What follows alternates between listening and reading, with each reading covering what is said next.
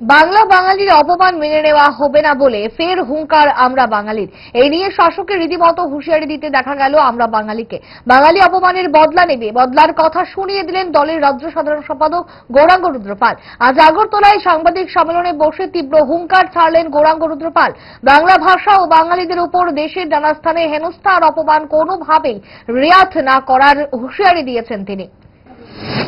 আজকে তারা আমাদের উপর কর্তৃত্ব করে যাচ্ছে এবং এই ধরনের আঘাত দিনের পর দিন আমরা কোনো মতে মেনে নেব। আজকের দিনে দাঁড়িয়ে আমরা ঘোষণা দিতে চাই, এই কি বলবো, আঘাত, এই অপমান এর বদলা বাঙালি নেবে।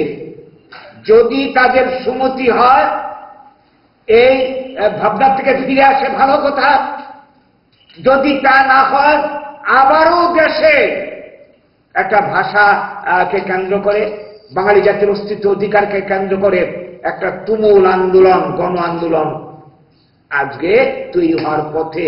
এই আন্দোলনে এই দেশের সমস্ত গণতন্ত্র প্রিয় মানুষ, ভাষাপ্রেমী মানুষ, সংস্কৃতি প্রিয় মানুষকে আবেদন করি, আহ্বান জানে। আজকে বাংলা ভাষা আক্রান্ত, পরের দিন আরেকটা ভাষা আক্রান্ত হবে।